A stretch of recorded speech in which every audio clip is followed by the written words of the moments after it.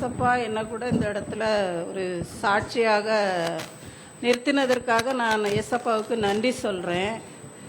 கடந்த நாட்களில் நாங்கள் கடை வாடகைக்கு தான் இருக்கிறோம். இவ்வளோ நாளும் கடை 2 கடை வாங்கியிருந்தோம். ஆனால் அது சேல்ஸ் பண்ணிட்டோம். பிள்ளைங்களுடைய கல்யாணத்துக்காக விற்றுட்டோம். அப்போ எங்கள் வீட்டில் சரி நம்மளுக்கு சொந்தமாக ஒரு கடை இல்லையேன்ட்டு ரொம்ப நாளாக யோசித்துக்கிட்டே தான் இருந்தோம். இந்த வருஷத்தில் அந்த கடைக்காரர் கடையை நான் சேல்ஸ் பண்ணுறேன் அப்படின்னு சொல்லிகிட்டு இருந்தாங்க. அப்போ நான் ஐயாக்கிட்ட தான் நான் சொல்லியிருந்தேன். எங்கள் பையன் அதை வாங்க வேண்டாம் அப்படிங்கிறான். எங்கள் வீட்டில் அதை வாங்கணுங்கிறாங்க. ஆனால் ரேட்டு ரொம்ப அதிகம். சரின்னு யோசித்துக்கிட்டே இருந்தோம். ஐயாட்ட சொல்லி ஜோம் பண்ணேன். ஐயா சொன்னாங்க, நீங்கள் தான் அதை வாங்குவீங்க, உங்களுக்கு தான் அந்த கடை அப்படின்னு சொல்லி ப்ரேயர் பண்ணிக்கிட்டே இருந்தோம். ஆனால் ரேட்டு நாங்கள் போய் பேசும்போது கொஞ்சம் கூட குறைக்கவே இல்லை. அப்புறம் கொஞ்ச நாள் கழித்து திரும்பி போய் பேசணும். அதில் ரொம்ப நாங்கள் நினச்சி கூட பார்க்க முடியாத அளவுக்கு ரேட்டு கம்மியாக கொடுத்தாங்க. ஏசப்பாவுக்கு நான் நன்றி சொல்கிறேன். நான் ஐயா ஊரில் இருக்கும்போது தான் உடனே ஃபோன் பண்ணி சொன்னேன். ஐயா ரொம்ப சந்தோஷப்பட்டு பண்ணாங்க. நானும் ஐயா ஏசப்பாவுக்கு நன்றி சொன்னேன். ரொம்ப நினச்சே பார்க்க முடியல. ஆனால் பண தேவைகளை ஏசப்பா சந்திக்கணும், அதற்காக ஜெபம் பண்ணுங்க. என்னுடைய குடும்பத்தில் கூட என்னுடைய கணவனார் டெய்லி காய்க்கு போகிறாங்க. காலையில் எழுந்து போவாங்க. ஆனாலும் ஏசப்பாவுடைய கரம்தான் இம்மட்டும் அவங்களுக்கு காலில் பலகீனங்கள் உண்டு. ஆனாலும் ஆண்டவர் பாதுகாத்து நடத்தி வராங்க. ஏசப்பாவுக்கு நான் கோடி கோடி நன்றி சொல்கிறேன். கடந்த நாட்களில் நான் கூட வண்டியிலிருந்து கீழே விழுந்துட்டேன். காயங்கள் அதிகமாக தான் இருந்துச்சு. ஆனாலும் சீக்கிரத்தில் அது ஆறும்படியாகவும் சுத்தமாக மடக்கவே முடியாது. ஆனாலும் ஆண்டவர் சீக்கிரமாக அது ஆறி நல்லபடியாக இப்போ நல்லா ஆயிடுச்சு. என்னுடைய வேலைகளை நான் செய்யும்படியாக ஏசப்பா கிருபை பாராட்டினாங்க. ஏசப்பாவுக்கு நன்றி. ஜெபித்த ப்ரேயர் பிரதருக்கும் நான் நன்றி சொல்கிறேன். கர்த்தர் தாமே இந்த சாட்சியை ஆசீர்வதிப்பார்.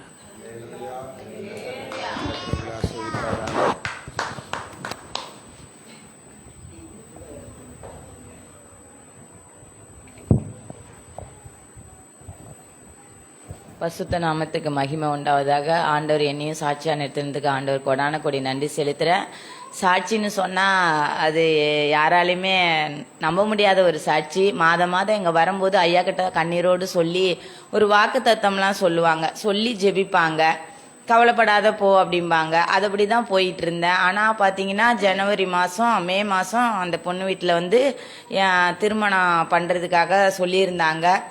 ஜனவரி 23 டேட்டு பத்திரிக்கை எல்லாமே அடிச்சிட்டோம். டிசம்பர் 25 வரையும் நான் அந்த சென்னையில் தான் இருக்கிறேன். நான் ஒரு டாக்டர் வீட்டில் வேலை செய்யறதுனால நான் போகல. சரி என்ன பண்ணுறது, பைசாவும் அங்கே கேட்டு பார்த்தோம், ஒன்றும் கிடைக்கல. கேட்குற இடமெல்லாம் கையை விரிச்சிட்டாங்க. நான் ஆனால் கவலைப்பட மாட்டேன். அழைத்த தேவன் உண்மை உள்ளவர். நம்மளை குறித்து அவருக்கு ஒரு பெரிய திட்டம் நோக்கம் இருக்குது. நான் தினந்தோறும் ஜெபிப்பேன். ஆண்டவரே, காணான ஒரு கல்யாணத்தில் நீர் அசைவாடுனது போல் என் பையன் திருமணத்தில் நீங்கள் அசைவாடணும்னு சொல்லி நான் கேட்பேன். அவர் மூத்த சகோதரனாக நான் அழைப்பேன். என் தகப்பன் தாய் இல்லை எனக்கு. அவரை அப்படியும் நினச்சேன். நான் ஒவ்வொரு நாளும் அழைத்து அழுகுறது உண்டு. அதே போல் 26 ஆயிடுச்சு. என் மருமகன் ஃபோன் பண்ணாங்க. ஃபோன் பண்ணி, என்னக்கா தாய் மாமனுக்கு கூட பத்திரிக்கை கொடுக்காம இருக்கிறீங்க அப்படின்னு சொல்லி கேட்டான். பைசா இல்லைப்பா, அதனால வரல அப்படின்னா. நீங்கள் வாங்கக்கா கிளம்பி பார்த்துக்கலாம் அப்படின்னு சொல்லிட்டு 3000 அனுப்பி நானும் என் பசங்க 2 பேரும் எங்கள் வீட்டுக்காரர் 4 பேரும் ஊருக்கு போனோம். உண்மையாகவே சொல்கிறேன், கர்த்தருடைய ஒரு கிருபைன்னா அப்படி யாராலையுமே சொல்ல முடியாது. நாங்கள் எதிர்பார்க்கறதுக்கும் மேலாகவே உணவா இருக்கட்டும், வந்தவங்கள கவனிச்சதா இருக்கட்டும், ஆண்டவர் என் மருமக மூலியமா அந்த இடத்துல வெளிப்பட்டதை நான் உணர்ந்து கொண்டேன். அப்படியா வீட்டில் ஒரு பையன் ஒரு 15 நாள் என் வீட்டுக்குள்ளே இருந்த ஒரு சின்ன வீடு தான் அது. எங்கள் வீட்டுக்காரர் தண்ணி அடிக்கிறவர். அதுக்குள்ளே தான் 15 நாள் மருமகளோட இருந்தேன். அப்புறம் ஒரு வீடு கேட்டு ஒரு 10 வீடு போயிட்டேன். கிறிஸ்டினுக்கு வீடு விட மாட்டேன் அப்படி சொல்லிட்டாங்க. அப்புறம் ரொம்ப அமௌண்ட்டும் அதிகமாக இருந்தது. அப்புறம் முழங்காலில் நின்று ஆண்டவர்கிட்ட கேட்டேன், என் பையனோட வருமானம் உங்களுக்கு தெரியும் ஆண்டவரே, நீர் ஏற்படுத்தின ஊட்ட யாராலையும் ஆண்டவரே இல்லைன்னு சொல்ல முடியாது. நாம மகிமைப்படுற இடமா எங்களுக்கு இருக்கணும், துதிக்காத இடம் எங்களுக்கு வேண்டான்னு சொல்லி வந்துட்டேன். இங்கே அந்த பொண்ணை கூட்டிட்டு வந்திருக்கோம். அந்த பொண்ணு வந்து எப்படின்னா, ஐயா வந்து தான் அந்த வீட்டில் ஒரு விடுதலையே ஆச்சு. அவங்க ஒரு பிசாசு புடியில இருந்தாங்க, ரொம்ப அவங்க அப்பா கை கால் வராமல் இருந்தார். உண்மையிலே அந்த பிள்ளைங்க மறக்கலை. இன்னைக்கு கூட கூப்பிட்டுட்டு தான் வந்தேன். அந்த பிள்ளைக்காக வெயிட் பண்ணும்போது எனக்கு நேரம் ஆயிடுச்சு. அந்த பிள்ளை வந்து 30,000 கொடுத்து அந்த வீட்டில் பால் காய்ச்சி, இந்த மாதம் 5ஆம் தேதி பால் காய்ச்சி 6ஆம் தேதி போயிருக்கு. மாசமா இருக்குன்னு அவங்க மாமனார் போகக்கூடாதுன்னு சொல்லிட்டாரு. அந்த பொண்ணு இருக்கிற வீட்டுக்கு எதிர் வீட்டுன்னு. உண்மையாகவே அந்த பிள்ளை எதார்ச்சியா 5க்கு பூ முடிக்கணும்னா எங்க ரோட்டு வழியா போகும்போது, ஏன் ஆண்டி நீங்க கல்யாணத்துக்கு வரல அப்படின்னு கேட்க போவேன்.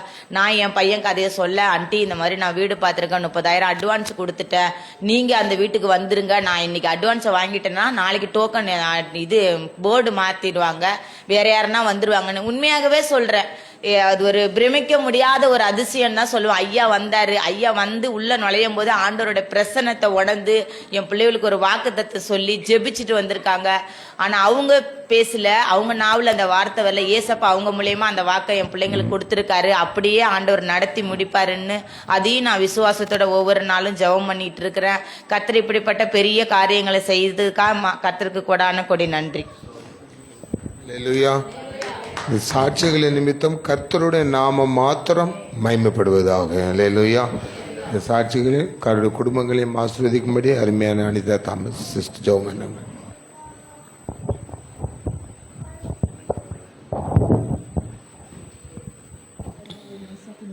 மிஞ்சு மாறாத எங்கள் அன்பின் தகப்பனே, எங்களை மட்டுமாக வழித்ததுக்காக நன்றி.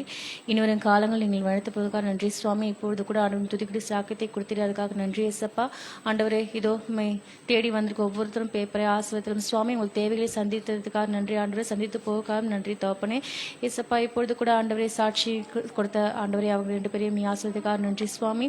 ஆண்டவரே, இது மேலும் மேலும் ஆண்டவரே நீர் எல்லாரையும் ஆஸ்வதிப்புக்காக நன்றி தகப்பனே. திறன் கொண்டு மனதாக நான் இருப்பேன் என்று சொன்ன என் தேவனே ஏசப்பா, நீங்களோடு கூட இருந்து ஆண்டவரை ஒவ்வொரு காரியத்தையும் நீங்கள் பெரிய அற்புதத்தை செய்வதற்காக நன்றி சுவாமி. நம்மள தகப்பனே, அது மட்டும் இன்றி ஏசப்பா மகிழ்ந்து கத்திற்குள்ளே மகிழ்ந்து களி கூறு, நான் பெரிய காரியங்களை செய்வேன் என்று சொன்னேன் தகப்பனே ஏசப்பா. நீ பெரிய அற்புதத்தை செய்ய போவதற்காக நன்றி தகப்பனே. ஆண்டவரை, நீங்க கூட வந்து ஏசப்பா நீ வாசம் செய்து ஆண்டவரை இங்கே வந்திருக்கும் ஒவ்வொரு தேவைகளையும் சந்தித்து அவங்க வாழ்க்கையை நீ மிகப்பெரிய அற்புதத்தை செய்ய போவதற்காக நன்றி தகப்பனே ஏசப்பா. யாருடைய தேவைக்காக வந்ததுக்காக அவங்களை ஆசீர்வதித்தோம் சுவாமி. இன்னும் மேலும் மேலும் ஆண்டவரே உம்முடைய ஏசப்பா சாட்சி சொல்லத்தக்கதாக கிருபை செய்வதற்காக தேவ பிரசன்னம் எங்களோடு கூட இருந்து நாங்கள் வாழ்க்கையிலே முன்னேறவும் மிகச்ச பிள்ளைங்கள் வாழ வளரவும் நீ கிருபை செய்த நேசி கிறிஸ்துவினால் தாமிட்டு கெஞ்சி நல்ல தகப்பனே. ஆமென். ஹல்லேலூயா. கர்த்தருடைய நாமத்திற்கே மகிமை உண்டாவதாக. நாம் தேவனை துதிக்க போகிறோம். நம்ம எல்லாரும் இருக்கிற இடத்திலிருந்து எழுந்து நின்று கர்த்தருடைய நாமத்தை நாம் மகிமைப்படுத்த போகிறோம். வருகிற செவ்வாய்க்கிழமை வழக்கம் போல் ஆராதனை நடைபெறும். வியாழக்கிழமை முழு இரவு ஜெபம் உண்டு. அடுத்த மாதத்தினுடைய காரியங்களை நாம் சந்திப்பதற்காக இப்படிப்பட்ட காரியங்களுக்காக நாம் ஜெபிக்கிறோம். ஒவ்வொரு வியாழக்கிழமை 7 மணிக்கு செயின் பிரேயர் உண்டு. அதில் நிறைய நன்மைகளை ஆண்டவர் செய்திருக்கிறார். நான் கொஞ்சம் பேர்னாலும் கர்த்தர் வெளியே செய்கிற நன்மைகள் பெரிய நன்மைகளாக இருக்கிறது. நம்ம இந்த காரியங்களுக்கு நீங்கள் உற்சாகமாக கலந்து கொள்ளுங்க. தெருமக்களுக்காக ஜெபம் பண்ணுங்க. இப்போ நாம் எழுந்திருந்து தேவனை நாம் துதிக்க போகிறோம். நம்முடைய வாழ்க்கையிலே துதிகளின் மத்தியில் வாசம் செய்கிற ஆண்டவர், துதிகளில் விருப்பப்படுகிற ஆண்டவர், துதிக்கிறவர்களை அதிகமாக விரும்புகிற ஆண்டவர், துதிக்கிறவர்கள் குடும்பங்களிலே வாசம் செய்து அந்த குடும்பங்களை ஆசீர்வதிக்கிற தேவன் நம்ம மத்தியில் இருக்கிறார். பாடல் புஸ்தகத்திலே 613வது பாடல் துதிகன மகிமை எல்லாம் இயேசு ராஜாவுக்கு புதுவாழ்வு பாடல் புஸ்தகத்திலே 613 கைகளை தட்டி நாம் உற்சாகமாய் நாம் கர்த்தருடைய நாமத்தை மேம்படுத்துவோம்.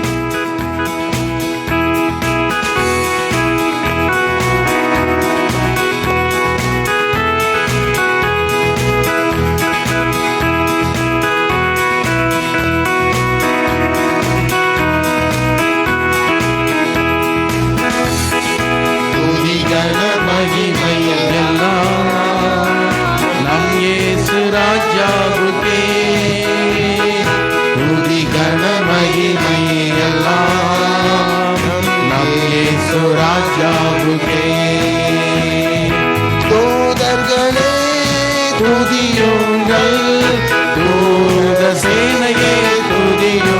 துதியுங்கள். தூதர்களே துதியுங்கள், தூத சேனையே துதியுங்கள், சூரிய சந்திரனை துதியுங்கள், பிரகாச நட்சத்திரமே துதியுங்கள், சூரிய சந்திரனை துதியுங்கள், பிரகாச நட்சத்திரமே துதியுங்கள். துதிகன மகிமை எல்லாம் இயேசு ராஜாவுக்கே. துதிகன மகிமை எல்லாம் நம் இயேசு ராஜாவுக்கே.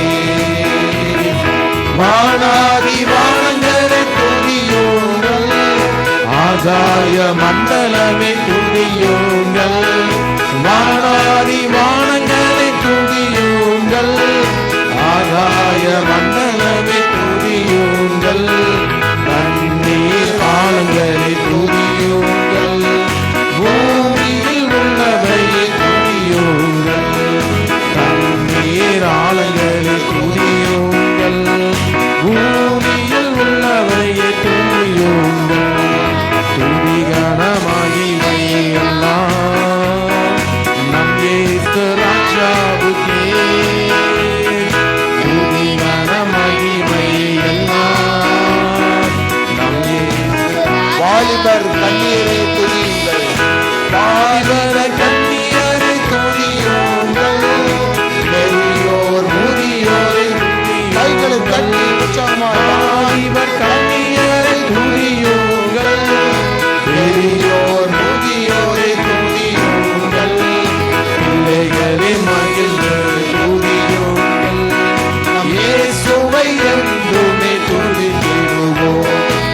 பிள்ளைகளை மகிழ்ந்து துதியுங்கள், நம் இயேசுவை என்றுமே துதித்திடுவோம்.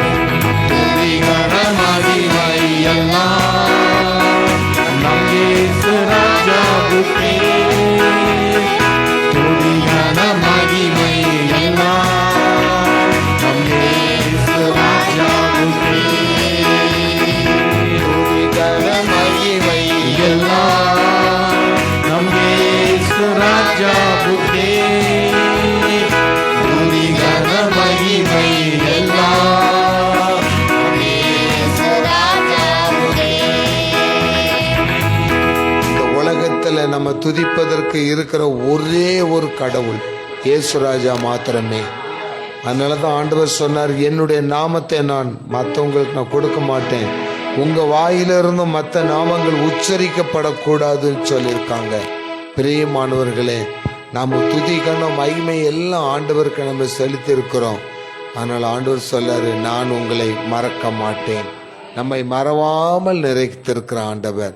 உண்மையிலே நம்ம எந்தெந்த சூழ்நிலைகளில் எல்லாம் துன்பங்கள் நமக்கு வரும் பொழுது, போராட்டங்கள் வரும் பொழுது, அப்படியே சோஃபாவில் உட்காந்துடுறோம், அப்படியே சேர்ல உட்காந்துடுறோம், இல்லாட்டி வீட்டில் தரையில கூட காலை நிறுத்தி உட்காந்து தலையை சுவரில் சாய்ச்சிக்கிட்டு என்ன செய்ய போகிறோம் என்ன செய்ய போகிறோம் நீங்க நினைச்சிட்டு இருக்கீங்க சிஸ்டர்.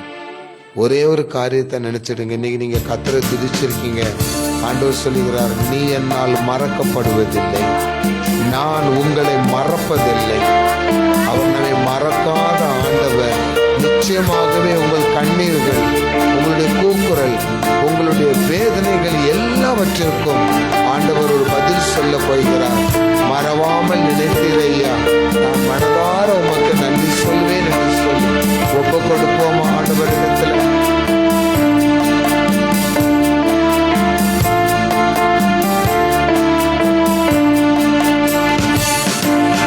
மறவாமல் நினைத்தீரையா,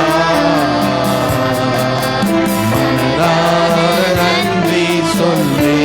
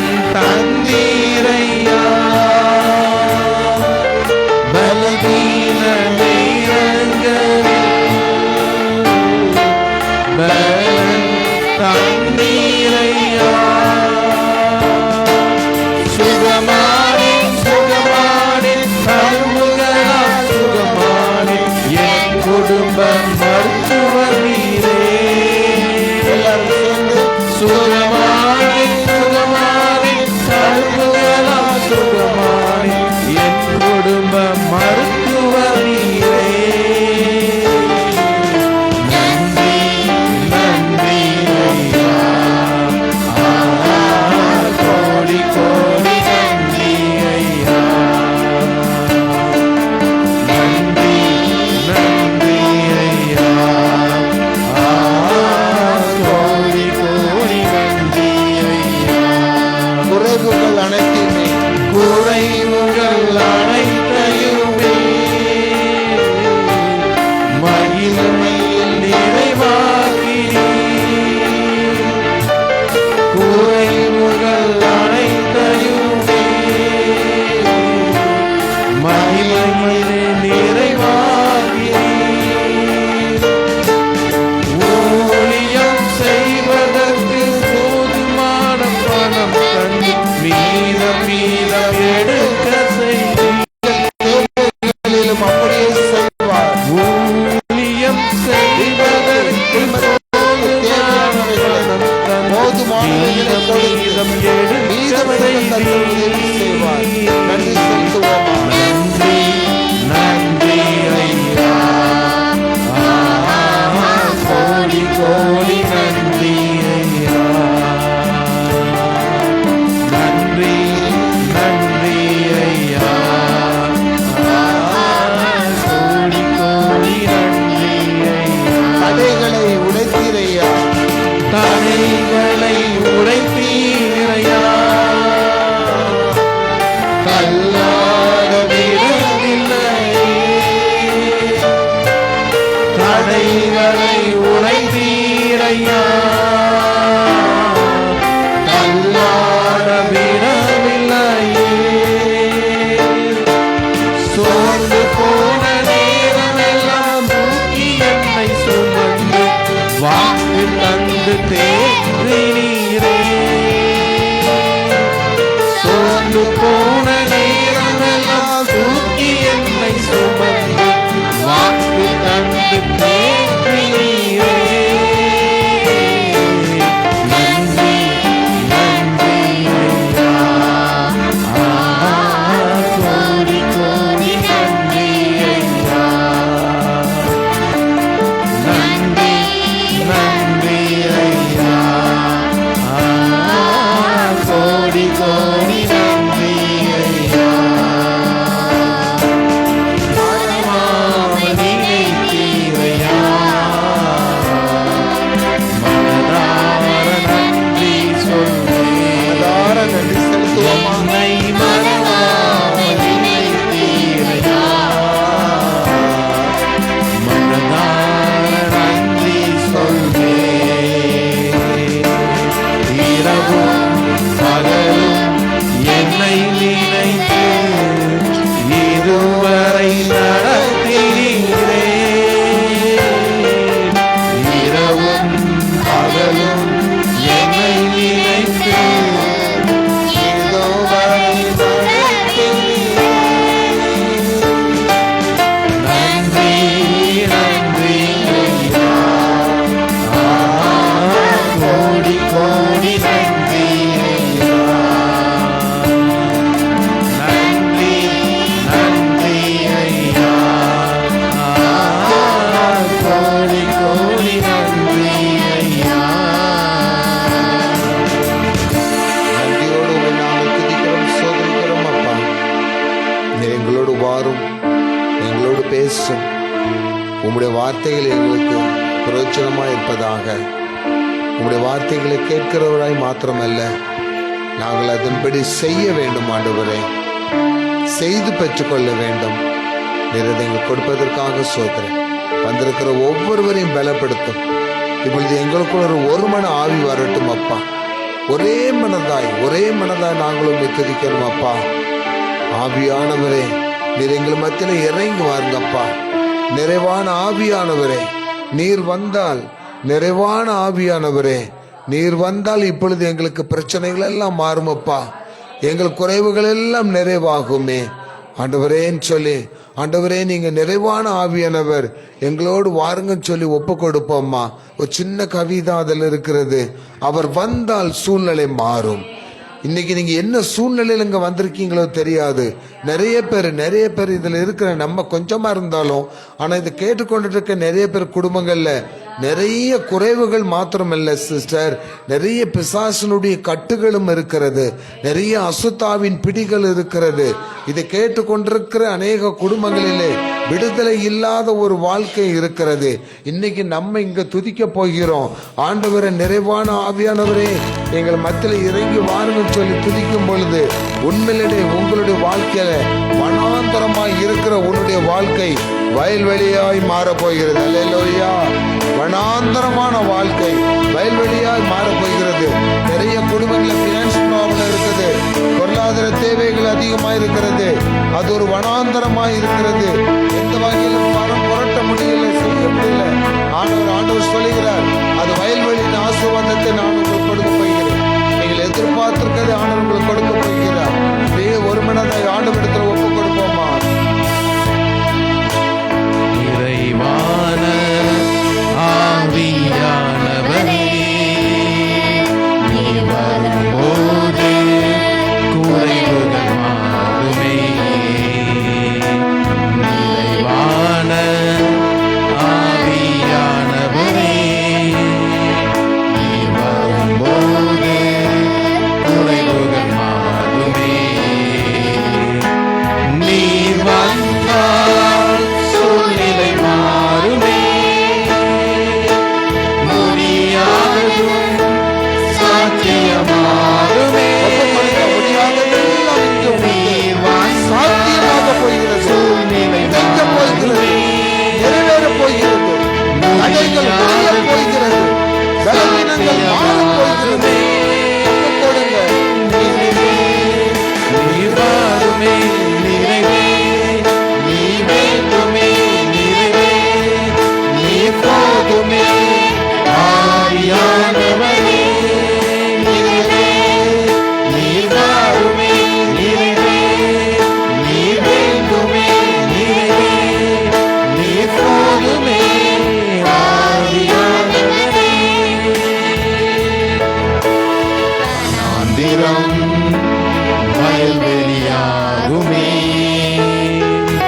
காலானதும் பயிர் நிலமாகுமே.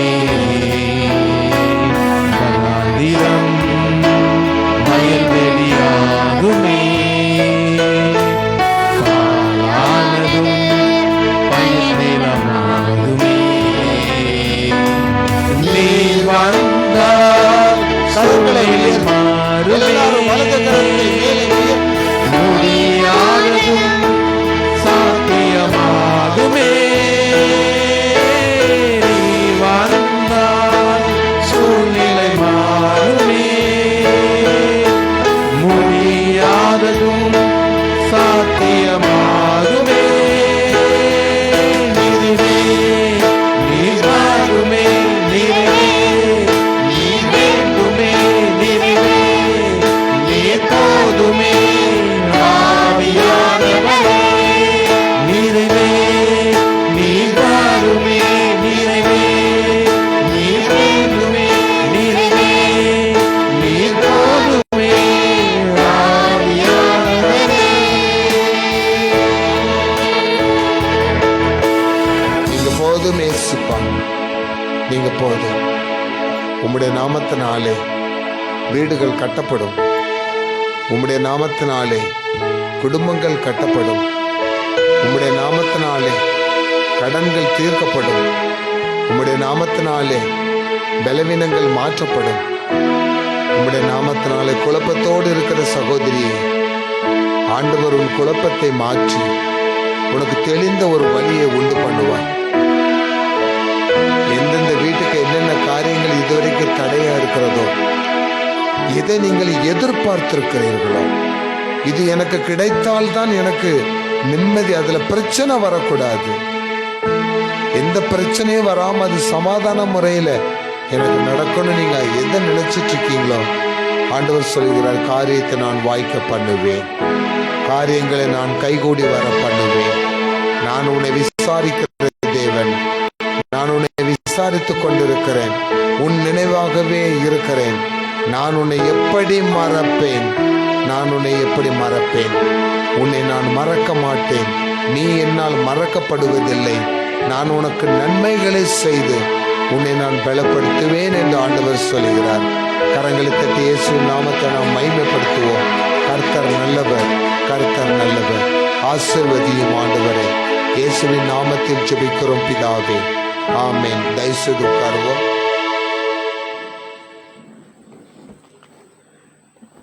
இயேசுவின் இனிய நாமத்தில் நாங்கள் உங்களை வாழ்த்துகிறோம்.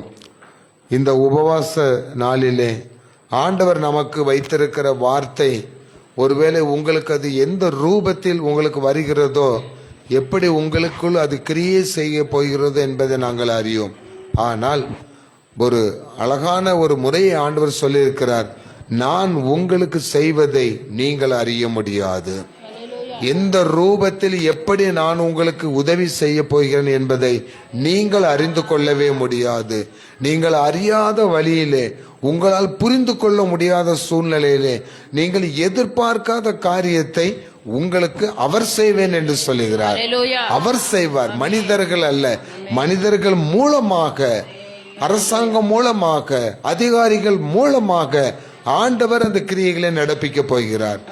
பிரசங்கியின் புஸ்தகம் மடமடன் எடுத்து வாசிக்கணும், சரிங்களா? பிரசங்கியின் புஸ்தகம் பழைய ஏற்பாட்டில் இருக்கிறது, 11ஆம் அதிகாரம் 5ஆம் வசனத்தை எடுத்தவங்க வாசித்து பாருங்க. ஆவியின் வழி என்னதென்றும், ஆவியின் வழி இன்னதென்றும், கர்ப்பவதியின் வயிற்றில் எலும்புகள் உருவாகும் விதம் என்னதென்றும், கர்ப்பவதியினுடைய வயிற்றில் எலும்புகள் உருவாகும் விதம் இன்னதென்றும் நீ அறியாதிருக்கிறது போலவே, நீ அறியாதிருக்கிறது போலவே எல்லாவற்றையும் செய்கிற தேவனுடைய செயல்களையும் நீ அறியாய். தேவனுடைய செயல்களை நீ அறியாய். அல்லேலூயா சொல்லுங்க. அல்லேலூயா. ஒரு பெண் கர்ப்பவதி ஆயிட்டா, கர்ப்பவதி ஆன பிறகு அந்த வயிற்றுல, அந்த கர்ப்ப பைக்குள்ள அந்த எலும்பு எப்படி உருவாகுது, நரம்பு எப்படி உருவாகுது, கண்ணு காது எல்லாம் எப்படி உருவாகுதுங்கிறது சம்பந்தப்பட்ட அந்த பெண்ணுக்கும் தெரியாது, பெற்றோருக்கும் தெரியாது. டாக்டர்கள் வேணா என்ன செய்வாங்க, ஸ்கேன் வச்சு ஹார்ட் பீட் மட்டும் எப்படி இருக்குன்னு பார்ப்பாங்க. நல்ல வளர்ச்சி அடைஞ்சு இருக்குன்னு சொல்லுவாங்க. ஆனால் அது எப்படி வளர்ச்சி அடைந்தது, அந்த குழந்தைக்குள், வயிற்றுக்குள் இருக்கிற கர்ப்பப்பைக்குள் இருக்கிற குழந்தையை உற்பவித்து அது ஒரு குழந்தையை உருவாக்கினவர் யார்? ஆண்டவர் சொல்லுகிறார், நீங்கள் களிமண், நான் உங்களை உருவாக்குகிற கர்த்தர். நீங்கள் எல்லாருமே என்னுடைய கரத்தின் கிரியைகளா இருக்கிறீர்கள். கொஞ்சம் அப்படியே தாய்மாரி யோசித்து பார்த்தீங்கன்னா நமக்கே ஆச்சரியமா இருக்கும். வயிற்றுல குழந்தை இருக்குது, வளர வளர அங்க துள்ளுது இங்க துள்ளுதுன்னு சொல்லுவோம். அதை துள்ள வைக்கிறவர் யார்? அதை வளர்த்து விட்டவர் யார்? அந்த மூச்சு விடக்கூட முடியாத அந்த இருட்டு அறைக்குள்ள இருக்கிற அந்த குழந்தைக்கு வெளிச்சமாய் இருந்தவர் யார்? அந்த குழந்தையை அங்கும் இங்கும் அசைய வைத்தவர் யார்? சரியான நேரத்தில் அந்த குழந்தையை பிரசவிக்க பண்ணினது யார்? எல்லாமே ஆண்டவர் தான். அவருடைய செயல்கள் எல்லாம் மிகுந்த, அது ஒரு வெளியே நம்மளால் அது ஆராய்ந்து முடியாதது என்று வேதம் சொல்லுகிறது. ரோமருக்கு எழுதின நிருபம் 11ஆம் அதிகாரம் 33ஆம் வசனத்தை வாசித்து பாருங்க. ரோமர் 11:33. தேவனுடைய ஐஸ்வர்யம், தேவனுடைய ஐஸ்வர்யம், ஞானம், அறிவு என்பவைகளின் ஆழம் எவ்வளவா இருக்கிறது. அவருடைய நியாய தீர்ப்புகள் அளவிடப்படாதவைகள், அவருடைய வழிகள் ஆராயப்படாதவைகள். அவருடைய வழிகள் ஆராயப்படவே முடியாதான். அதனாலதான் பைபிளும் அழகா சொல்லுகிறது ஏசாயாவில், உங்களுடைய வழிகள் என்னுடைய வழிகளும் அல்ல. நீ ஒரு வழியில நீ போயிட்டு இருப்ப, நான் உனக்குன்னு ஒரு வழியை நான் என்ன செஞ்சிருக்கிறேன், வச்சிருக்கிறேன். நீ நடக்க வேண்டிய வழியில நான் உன்னை என்ன செய்வேன், நடத்துவேன். ரொம்ப அழகா ஆண்டவர் நமக்கு சொல்கிறார். ஆனா நம்ம எப்படி இருக்கிறோம் இன்னைக்கு? நம்முடைய குடும்பங்கள்ல நம்மளை நாமே பிரச்சனைகளை என்ன செஞ்சிட்டு இருக்கோம், நம்ம தான் வரவழைச்சிட்டு இருக்கோம். ஆண்டவர் பிரச்சனைகளை நமக்கு கொடுக்கற கிடையாது. பிரச்சனையை உண்டு பண்ணுகிறவன், துன்பங்களை உண்டு பண்ணுகிறவன், வியாதிகளை உண்டு பண்ணுகிற சாத்தான் என்றும் பழைய வலு சொற்பம் என்றும் பிசாசு என்றும் சொல்லப்படுகிறவன் என் குடும்பத்தில் வர்றதுக்கு வழி வைக்கிறது யாரு? நம்ம தானே வழி வைக்கிறோம். பாவம் செய்தால் பாவம் உங்கள் வாசல் படியில என்ன செஞ்சு கிடக்கும், படுத்து கிடக்கும். பாவம் உங்களை என்ன செய்யும், தொடர்ந்து பிடிக்கும் சொல்லப்பட்டிருக்கு. வெளியில ஒருத்தன் போய் சாராய கடையில சாராயம் குடிச்சிட்டான்னு வச்சுக்கோங்களேன், அவன் வீட்டுக்கு வர்றதுக்கு முன்னாடி கை காலை கழுவிட்டு உள்ள வந்தாப்புல சுத்தமாயிருவானா? இல்ல அவன் சனிக்கிழமை நைட்டு ஃபுல்லா குடிக்கிறான், சூதாடுறான், தவறான காரியங்கள் செஞ்சுட்டு காலமே குளிச்சுட்டு ஞாயிற்றுக்கிழமை கோயில போய் முதலா உட்கார்ந்தா அவன் பரிசுத்தமாயிருவானா? இல்ல. அவனுடைய வழிகள், அவனுடைய நினைவுகள் அந்த இடத்துல எப்படி இருக்குன்னா, எத்தனை மணிக்கு சர்ச்சு முடியும், எத்தனை மணிக்கு அந்த ஒயின் ஷாப்புக்கு நம்ம போகலாம், அப்படிதான் இருக்கும்.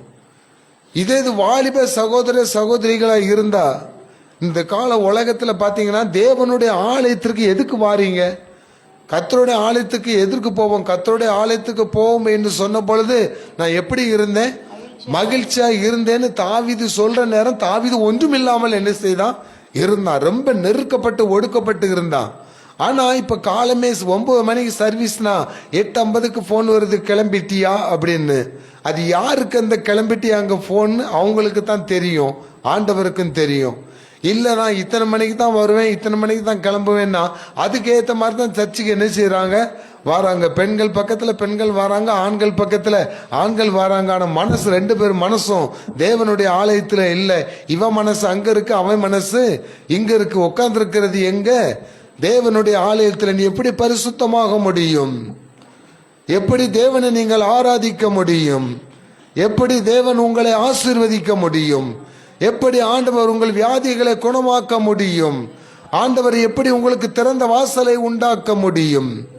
பிரியமானவர்களே, நம்முடைய வழிகள் சரியா இருந்தால் தேவனுடைய ஆசீர்வாதம் வழியிலே தேடி வந்து நிற்கும்.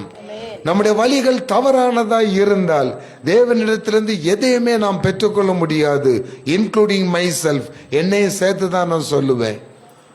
அப்படியானால் நம்முடைய வழிகள் என்னதுங்கிறது தேவன் அறிந்திருக்கிறார். யோபு சொல்றான், நான் கிழக்க பார்த்தேன், மேற்க பார்த்தேன், வடக்கு பார்த்தேன், ஆண்டவரை இங்கே என்ன செய்யல, பார்க்க முடியல. ஆனா நான் போகும் வழியை அவர் அறிந்திருக்கிறார். அல்லேலூயா. நான் என்ன வழியில போறேங்கிறத ஆண்டவர் என்ன செய்திருக்கிறார்?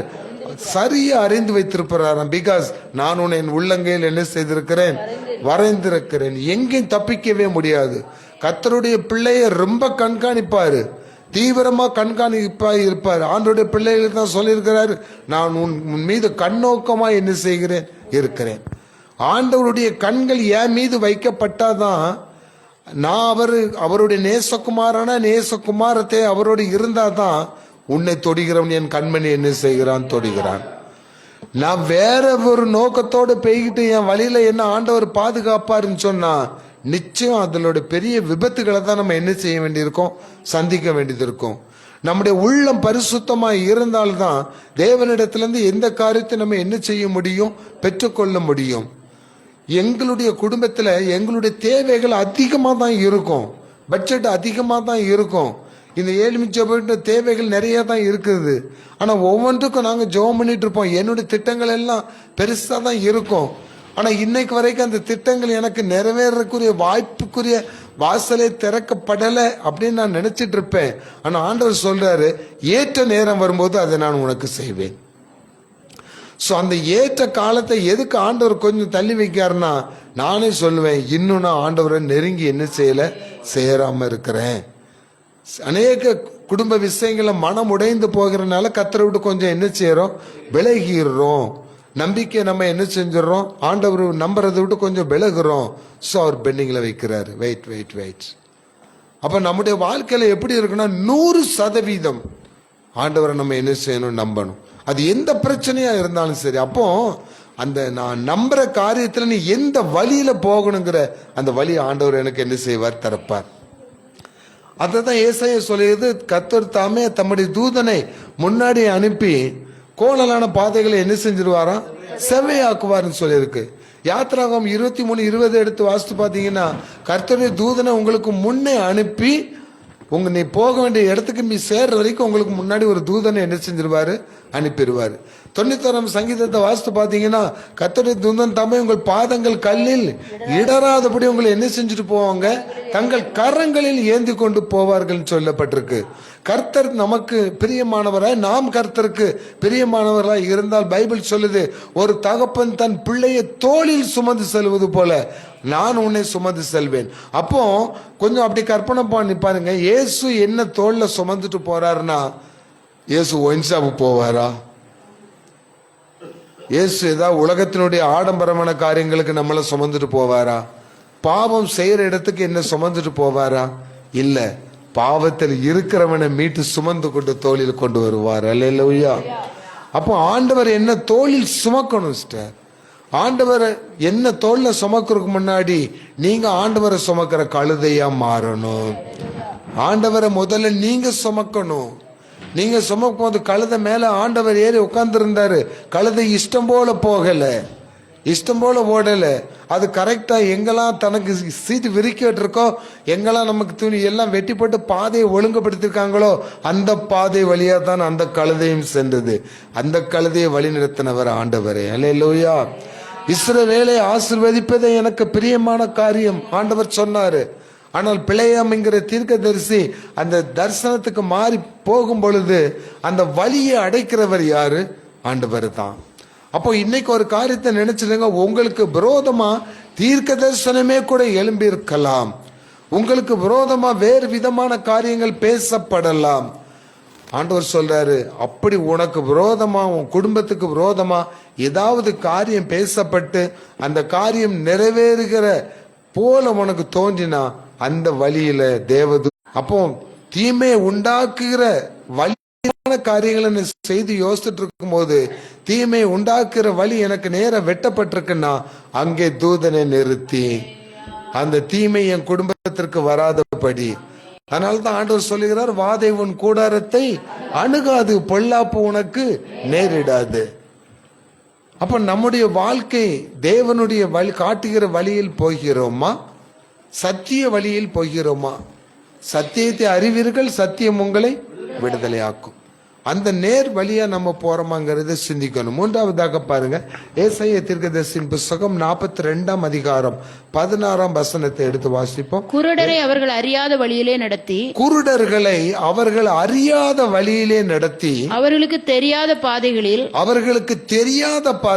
அவர்களை அழைத்து கொண்டு வந்து, அவர்களுக்கு முன்பாக இருளை வெளிச்சமும் கோணலை செவையுமாக்குவேன். இந்த காரியங்களை நான் அவர்களுக்கு செய்து அவர்களை கைவிடாதிருப்பேன். அல்லேலூயா. அல்லேலூயா.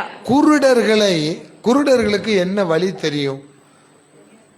ஒன்னு தடவி தெரியணும், இல்லாட்டி இப்ப ஸ்டிக் வந்திருக்கு அதை ஊனி என்ன செய்யறாங்க போறாங்க. அதுல கூட நிறைய பேர் தடுமாறி விழுந்துடுறாங்க. நேற்று நான் கோடமாகத்துக்கு ட்ரெயின்ல போகும்போது கண் தெரியாத ஒரு பிச்சைக்காரங்க ஒரு குரூப்பா ஏறினாங்க. அதுல பழவந்தாங்கல் ஸ்டேஷன் முடிஞ்சு அடுத்த ஸ்டேஷன்ல அது என்னது தாமஸ் மோன்ல இறங்கும் போது 4 பேர் மடமடன்னு இறங்கிட்டாங்க. கூட்டமா இருந்தபடினால ஒரே ஒருத்தரால இறங்க முடியல. ஸ்டிக்க ஊனார் பாருங்க, அந்த பிளாட்ஃபார்ம்ல ஊனாம அந்த தண்டவாளத்துக்கு இதுக்குள்ள கேப் இருக்கும் பாருங்க, அதுல கொண்டு விட்டுட்டு காலை வச்சிட்டாரு. அப்படி முகம் குப்புற அந்த பக்கம் போய் விழுந்தாரு. அப்படியே தலையிலேருந்து ரத்தமா ஓடிச்சு. எனக்கெல்லாம் மயக்கமா வருது. நான் ட்ரெயின் விட்டு இறங்கிட்டேன். இறங்கி அவருக்கு ஏதாவது உதவி செய்யலாம் பார்த்தா எனக்கு மயக்கம் வருது இந்த ரத்தத்தை பார்த்த உடனே. மற்ற குருடர்களுக்கு ஒண்ணுமே தெரியல. அவங்க அந்த அந்த அந்த அந்த பிச்சை எடுத்து அந்த குருடன் பேர் யாபேஸ் தான் கூடுறாங்களே தவிர இவர் அப்படியே அலறிட்டு கிடந்தாரு. அப்புறம் அங்கே உள்ள காவல்துறையில் உள்ளவங்க வந்து உதவி செய்து எடுத்துட்டு போனாங்க. பிரியமானவர்களே, குருடரை அவர்கள் அறியாத வழியில ஆண்டவர் நடத்தினா அது சரியான வழியா இருக்கும். அல்லேலூயா. அது பாதுகாப்பான வழியா இருக்கும். ஆண்டவர் சொல்லாரு பாருங்க, குருடர்களை அவர்களை அறியாத வழியில் நடத்தி அவர்களை கைவிடாதிருப்பேன். இன்னைக்கு குருடர்கள் யார் என்று ஆண்டவர் சொல்லுகிறார்னா, பைபிள் சொல்லுகிறது, வேத வசனத்தை கேட்காதபடி கர்த்தரை நாம் தரிசிக்க முடியாதபடி சாத்தானானவன் நம்முடைய கண்களை குருடாக்கி விட்டான். கண்ணு இருக்கு, நல்ல அழகான கண்கள்லாம் இருக்கு.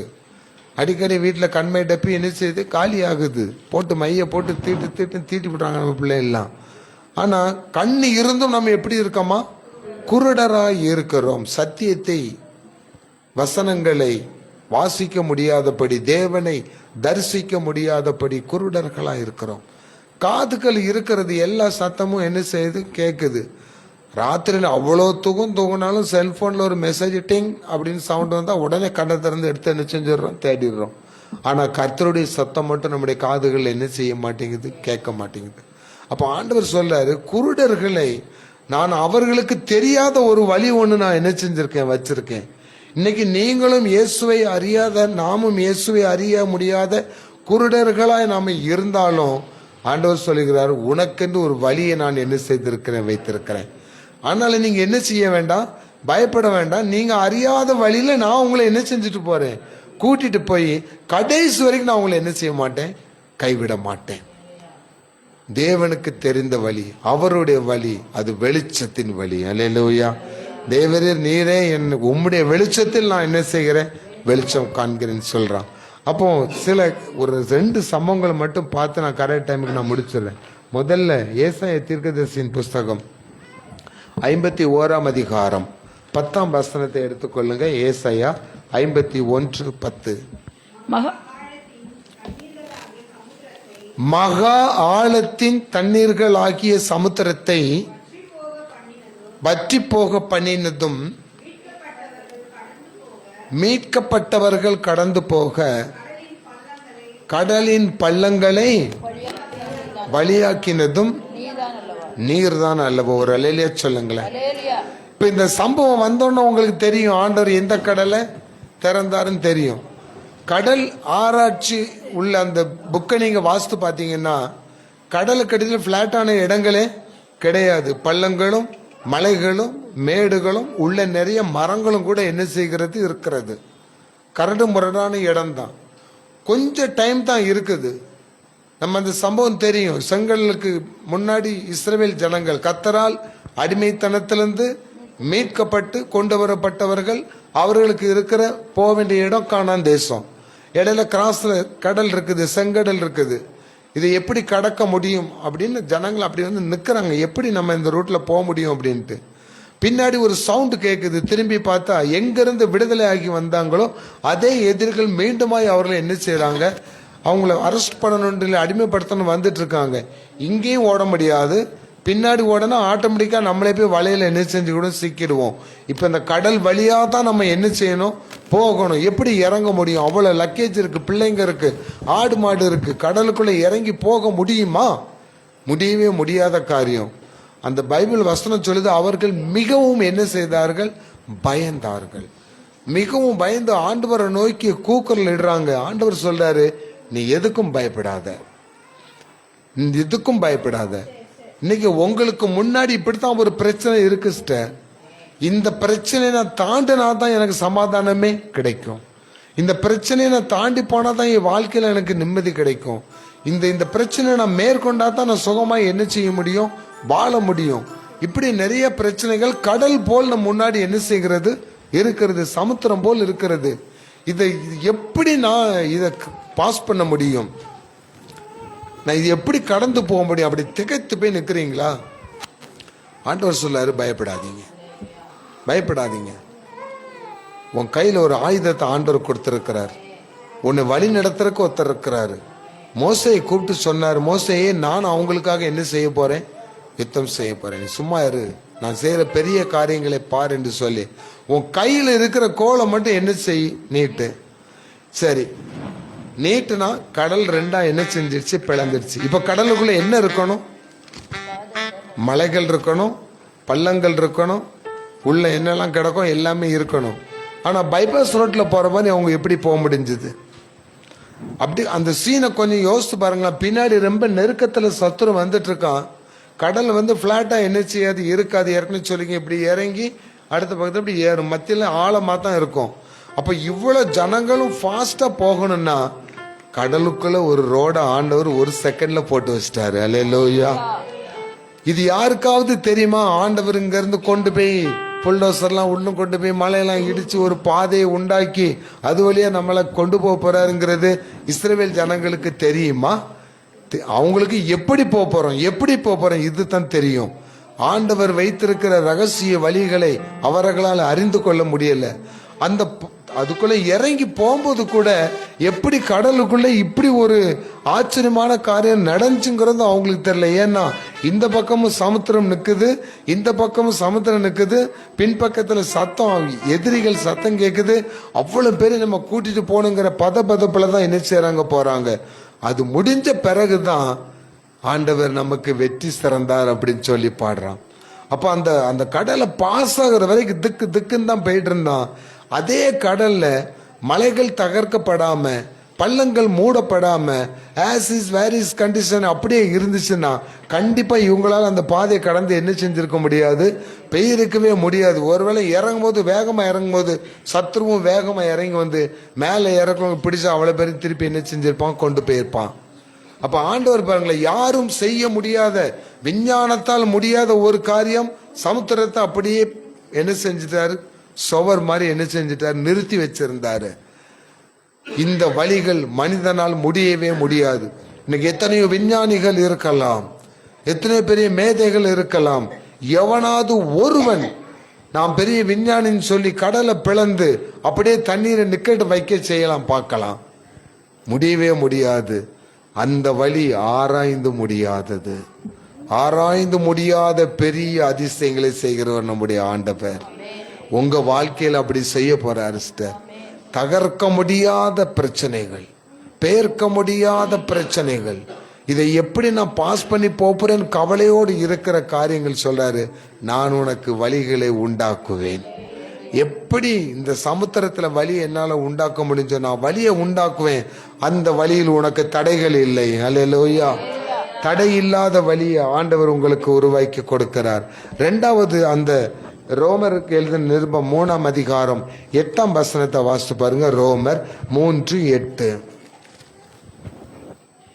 நன்மை வரும்படிக்கு தீமை செய்வோமாக என்றும் சொல்லலாம் அல்லவா? நாங்கள் அப்படி போதிக்கிறவர்கள் என்றும் சிலர் எங்களை தூசித்து சொல்கிறார்களே, அப்படி போதிக்கிறவர்கள் மேல் வரும் ஆக்கினை நீதியாயிருக்கும். யோவான் 3ஆம் அதிகாரம் 8ஆம் வசனம். யோவான் 3ஆம் அதிகாரம் 8ஆம் வசனம். சாரி, காற்றானது தனக்கு இஷ்டமான இடத்திலே வீசுகிறது. காற்றானது தனக்கு இஷ்டமான இடத்திலே வீசுகிறது. அதன் சத்தத்தை கேட்கிறாய். ஆகிலும் அது இன்ன இடத்திலிருந்து வருகிறதென்றும் என்ன இடத்துக்கு போகிறதென்றும் உனக்கு தெரியாது. ஆவியினால் பிறந்தவன் எவனோ அவனும் அப்படியே இருக்கிறான். அல்லேலூயா. ரொம்ப ஒரு ஆழமான சத்தியம்தான். எந்த இடத்துல இருந்து காற்று புறப்படுதுன்னு நமக்கு தெரியாது, எந்த இடத்துக்கு போறதுன்னு நமக்கு தெரியாது, அது எந்த இடத்துல இருந்து உருவாகணும் நமக்கு தெரியாது. சாயந்தரம் காற்று அடிச்சா என்ன செஞ்சிடறோம், தென்றல் காற்று, நம்மளே ஒரு பேரை என்ன செஞ்சுக்கிடுறோம், வச்சுக்கிடுறோம். வேகம் அடிச்சா புயல் காத்து, தூசி இப்படி அடிச்சுட்டு போச்சுன்னா சுழல் காத்து, இப்படி பேர் வச்சுக்கிடுறோம். ஆனா அது எங்கிருந்து உருவாகுது, அதை உருவாக்குறது யாரு? இந்த காற்று என்னதான் செய்யுது? வெளிப்படுத்தல சொல்லப்பட்டிருக்கு, 4 திசையில் உள்ள காற்றுகளை பிடித்து என்ன செய்வாராம், இழுத்து கொள்வேன்னு சொல்லி இருக்கிறார். அப்போ ஒருத்தனும் உலகத்துல உயிரோட வாழவே முடியாது. இன்னைக்கு இந்த காற்று இல்லாம நம்மளால வாழ முடியுமா? முடியவே முடியாது. அந்த காற்றுக்கும் ஒரு வழியை ஆண்டவர் என்ன செய்திருக்கிறார், வைத்திருக்கிறார். அந்த காற்றையும் அடக்கி ஆளுகிற ஆண்டவர் அங்க அவருக்கு அந்த காற்று எப்படி போகணுங்கிறதுக்கு ஒரு வழி அவர் சொல்லார் பாருங்களேன். கீழ்த்திசை காற்றுகள்லாம் தர்சேஷன் கப்பல்களை என்ன செய்கிறேன், உடைக்கிறேன். நோவா காலத்துல தண்ணி பெருகி நிற்கும் போது கீழ்த்திசையிலிருந்து வீட்டின அது காற்று அந்த தண்ணீரை அப்படி என்ன செய்து அமர பண்ணுகிறது. அதே நேரத்துல இன்னொரு காற்று பெரிய புயலை உண்டாக்குது. சீசர்கள் போயிட்டு இருந்த படகு அமைதியா தானே போயிட்டு இருந்துச்சு. கடல்ல காற்று அடிக்கத்தான் செஞ்சது, அலைகள் வந்து கொண்டுதான் இருந்தது. திடீரென்று ஏற்பட்ட பெருங்காற்று, திடீரென்று ஏற்பட்ட சூறாவளி, திடீரென்று ஏற்பட்ட புயல் உங்க வாழ்க்கையில அப்படித்தான் ஏற்படுது. சீரா அழகா போயிட்டு இருந்த வாழ்க்கையில திடீரென்று புயல் என்ன செய்கிறது, வீசுகிறது. நாம் தென்றலாய் நினைத்து நம்ம பயணம் செஞ்சுட்டு இருந்தோம். ஆனா திடீரென்று சூறாவளி வருது, என்ன செய்யறதுன்னு தெரியல. அப்ப பாருங்களேன், இந்த காற்றை எந்த மாலுமியாலும் என்ன செய்ய முடியாது, அதட்டி நிறுத்து, இல்லாட்டி வேற ரூட்டுக்கு போ, என் கப்பல் இப்படி வருது நீ அந்த பக்கமா போ, அப்படி சொல்லவே முடியவே முடியாது. காற்றையும் கடலையும் அதட்டி ஆளுகிற அதிகாரம் நம் கர்த்தராகிய ஆண்டவருக்கு மாத்திரமே உண்டு. ஆண்டவர் அந்த காற்றை பார்த்து என்ன சொன்னாரு, இறையாதே அமைதியாயிரு. இறைச்சலின் சத்தத்தை அவன் கேட்டுட்டு இருக்கான். ஆனா அந்த காற்றை அவனால என்ன செய்ய முடியல, ஒன்றும் செய்ய முடியல. அப்போ தேவனுடைய வாயிலிருந்து வருகிற வார்த்தைகள் கூட நிறைய வழிகளை நமக்கு என்ன செய்கிறது, உண்டாக்கி கொடுக்கிறது. எரேமியா 5ஆம் அதிகாரத்தில் சொல்லப்பட்டிருக்கிறது, வழிகளில் நின்று பூர்வ பாதைகள் எவை என்று கேட்டு விசாரித்து அறிந்து அந்த வழியிலே நீங்க என்ன செய்யுங்க, நடங்க. அப்போ உங்களுக்கு இளைப்பாறுதல் கிடைக்கும். மனுஷனுக்கு செம்மைய தோன்றுகிற வழிகள் உண்டு, அவற்றின் முடிவோ மரண வழிகள் என்று சொல்லுகிறது. அப்ப கர்த்தருடைய வழி என்ன? அவர் சொல்ற, நானே வழியும் சத்தியமும் ஜீவனுமா இருக்கிறேன். I am the way, I am the path. அப்போ அந்த வழி, தேவனுடைய வழியில நாம் செல்லணும்னா அந்த வழியை நான் எப்படி கண்டுபிடிக்க முடியும்? அவர் சொல்றார், நான் உன்னை விட்டு விலகுவதும் இல்லை, உன்னை கைவிடுவதும் இல்லை. அப்ப இயேசுவின் கரங்களை நான் பற்றி கொண்டேன்னா அவர் பின்னாடி நான் என்ன செஞ்சிட்டு இருப்பேன், போயிட்டு இருப்பேன். அப்பா அம்மா கூட போற குழந்தை கையை தட்டி விட்டுட்டு விலகி போச்சுன்னா அப்போ ஒரு அடி அடிப்பாங்க, பிடிச்சு என்ன செஞ்சிருவாங்க, ஸ்ட்ரிக்டா பிடிச்சு என்ன செஞ்சிருவாங்க, கூட்டிட்டு போயிடுவாங்க கொஞ்ச காலத்துக்கு. பிறகு அப்பா அம்மா கூட போனா நமக்கு ஃப்ரீயா இருக்க முடியாதுன்னு என்ன செய்வாங்க, பிள்ளைங்க ஏதாவது ரீசன் சொல்லி ஏமாத்திட்டு தனியா போறக்கு ஆசைப்படுவாங்க. தனியா போவான், ஹெவியா சுமந்துட்டு வருவான் பாவத்தை. அதனுடைய முடிவு வாழ்க்கை அவனுக்கு என்ன செஞ்சிடும், அழிஞ்சிரும். கர்த்தரின் கரத்தை மட்டும் விட்டு விடாதீர்கள். அப்ப அவரு போற வழியில நான் என்ன செஞ்சிட்டு இருப்பேன், போயிட்டு இருப்பேன்.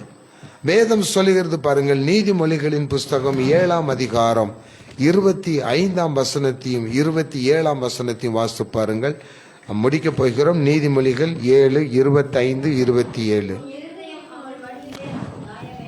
உன் இருதயம் அவள் வழியிலே சாய வேண்டாம், அவள் பாதையிலே மயங்கி திரியாதே, அவள் அநேகரை காயப்படுத்தி விளப்பண்ணினால். 27 வாசிங்க சிஸ்டர். அவள் வீடு பாதாளத்திற்கு போகும் வழி. போதும். அவள் காட்டுகிற வழியில் மயங்கி என்ன செஞ்சிடாத, பெயராத. வாலிபர்களுக்கு, வாலிப பிள்ளைகளுக்கு ஆண்டவர் கொடுக்கிற ஒரு எச்சரிப்பின் வார்த்தையை பாருங்களேன். அவள் காட்டுகிற வழி. அதுக்கு முன்னாடி உள்ள வசனத்தை பார்த்தீங்கன்னா, மாலை நேரத்தில் அவள் என்ன செய்வாளாம், பலகனியை திறந்து வைத்து பார்த்துக்கிட்டு இருப்பா. அதுல வித்தியாசமான ஒரு வாலிபனை நான் என்ன செய்தேன், கண்டேன் அப்படின்னு சொல்றான். அப்ப அந்த வாலிபனுடைய நோக்கம், எவளாவது இன்னைக்கு நம்மகிட்ட என்ன செய்ய மாட்டாளா, சிக்க மாட்டாளா, எவனாவது நம்ம வாழ்க்கையில ஃப்ரெண்டா கிடைக்க மாட்டானா. ஆணுக்கும் பெண்ணுக்கும் ஒரே மாதிரி சொல்லப்பட்டிருக்க வார்த்தை, ஆணானாலும் சரி பெண்ணானாலும் சரி, உன் வாலிப பிராயத்திலே உன் சிருஷ்டிகரை நினை. தீமோத்தேயுவில் சொல்லப்பட்டிருக்க உன் இளமையை குறித்து ஒருவரும் உன்னை அசட்டை பண்ணாதபடி உன்னுடைய வார்த்தை, உன் ட்ரெஸ், சபையில நீ நடக்க வேண்டிய முறை, உன் பேச்சு எல்லாத்திலையும் எப்படி இரு, எச்சரிக்கையாயிரு. பாலிய இச்சைகளுக்கு விலகி ஓடிரு சொல்ற. யோசேப்பு விலகி ஓடுனா, கர்த்தர் அவனோடு இருந்தார்.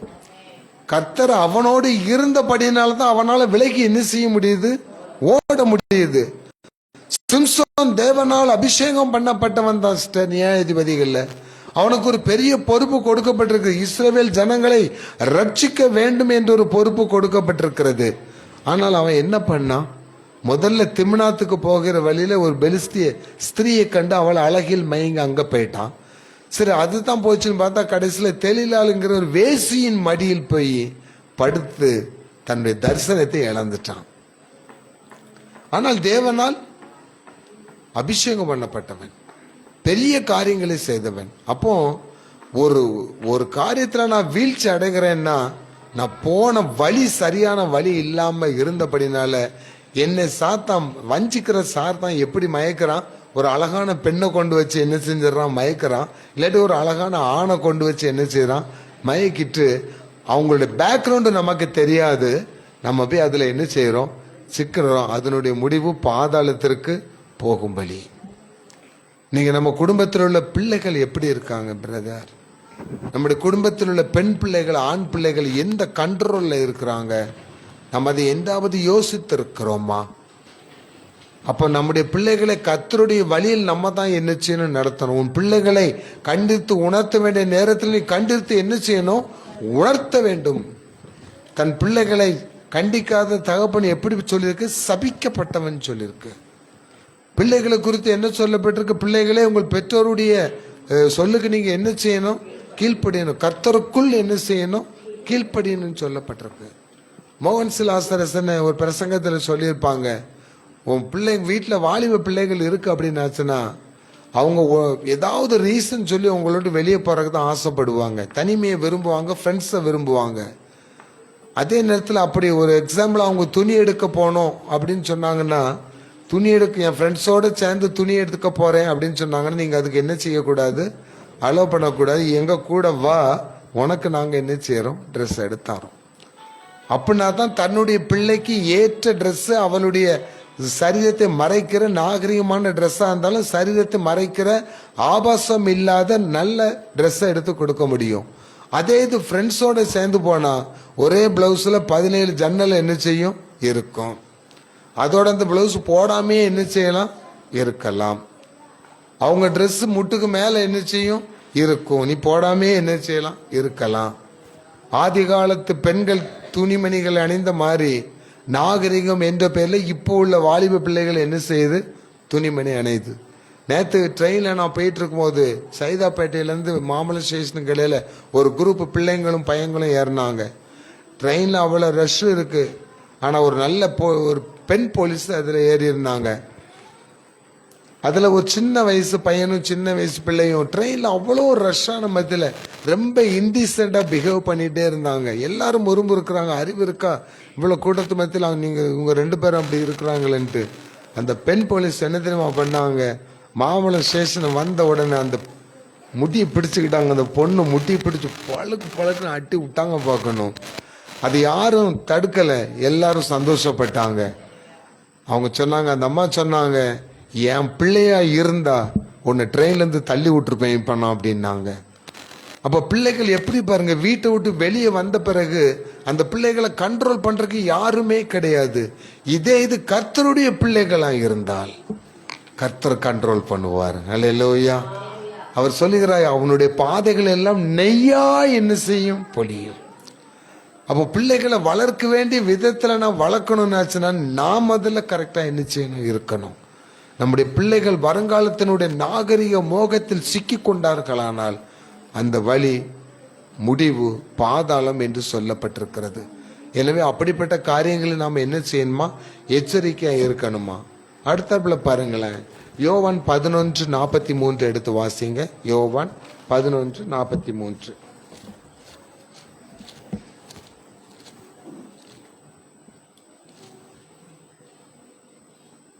இவைகளை சொன்ன பின்பு லாசர்வே வெளியே வா என்று உரத்த சத்தமாய் கூப்பிட்டார். இந்த சம்பவம் எல்லாருக்குமே தெரியும். லாசர் பத்தி தெரியாதவங்க மட்டும் கையை தூக்குங்க பார்க்கலாம். லாசருங்கிற வாலிபனை ஆண்டவர் என்ன செய்தாரு? உயிரோடு எழுப்பினாரு. நம்ம அதை அழகா வாஸ்து முடிச்சிடுறோம்.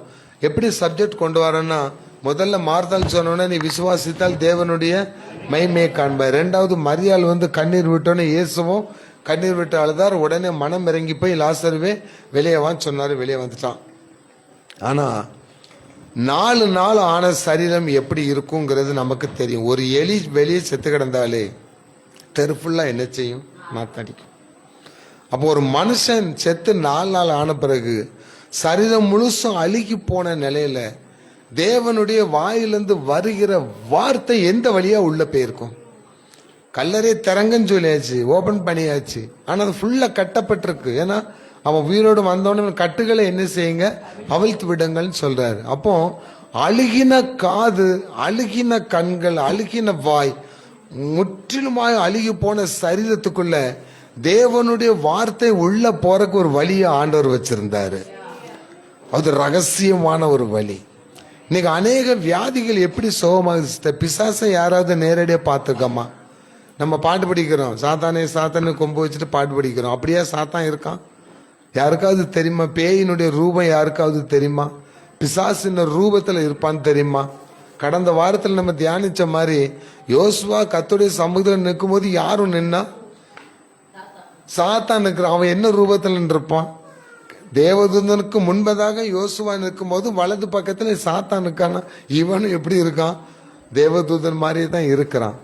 ஏவாளை ஏமாத்திரமே நல்லப்போ அம்மா மாதிரி படம் எடுத்துட்டு இருந்தா அவன் பேசியிருப்பாளா? இல்லை. ஏவாளை போல ஒரு ரூபம் தரித்து அங்க போறான். மாய பிம்பம். அவனுடைய வழிகள் என்னங்கிறது ஆண்டவருக்கு தெரியும். ஆனா மனுஷனுடைய வழி, சிந்தனை வழி எப்படிப்பட்டங்கிறது சாத்தானுக்கும் தெரியும். அதனால அவன் என்ன செய்யறான், முதல்ல அவன் கேட்ச் பண்றான்.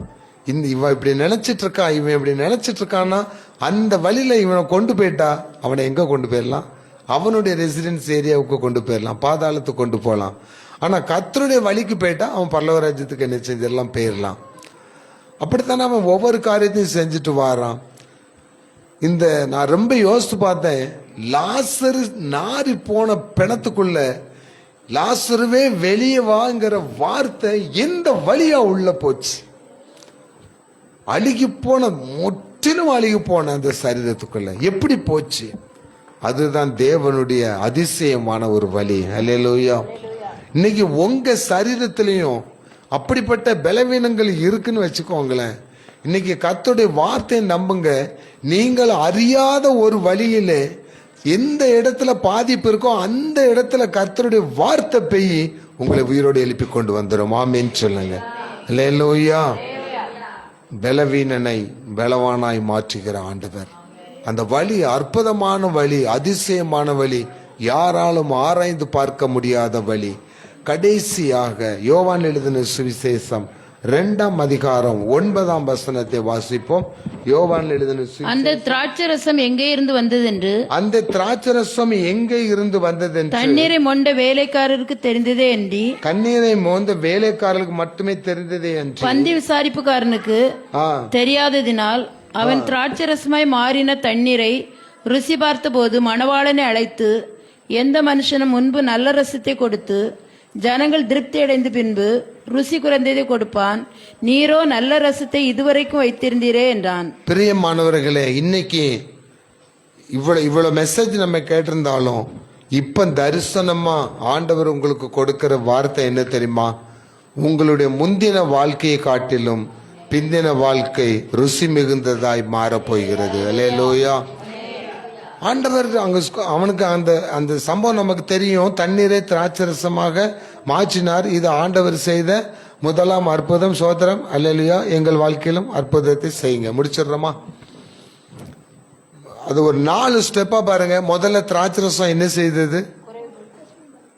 இருந்துச்சு, அது குறைவடைஞ்சிச்சு. ஆனா திராட்சரசம் எதுல இருந்தது? துருத்தியில் இருந்தது. திராட்சரசத்துக்குன்னு ஒரு பேக் இருக்குது, அதுல இருக்குது. அதில் உள்ள திராட்சரசம் குறைஞ்சு போச்சு, திராட்சரசம் முடிஞ்சு போச்சு. ஆண்டவர் நீ ஏற்கனவே திராட்சரசம் ஊத்தி வைத்திருந்த அந்த துருத்தியை எடுத்துட்டு வந்து அதை தண்ணீரால் நிரப்புங்கன்னு சொல்லல. அங்க கற்சாடிகள் அங்க இருக்குது. எங்க? பாத்ரூம் பக்கத்துல இருக்குது. கை கழுவுறக்கு வச்சிருக்க கற்சாடி, அது காலியா இருக்குது. அதை தண்ணீரால் என்ன செய்யுங்க? நிரப்புங்க.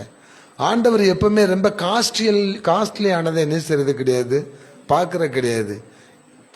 ஆகாது என்று தள்ளப்பட்ட கல்லே மூளைக்கு தலைக்கல் ஆகுமா? அப்ப சமூகம், சமுதாயம், நம்முடைய குடும்பத்தினர் நம்மள ஒரு மாதிரி கொஞ்சம் அப்படி வெறுக்கிறாங்கன்னு வச்சுடுங்களேன்.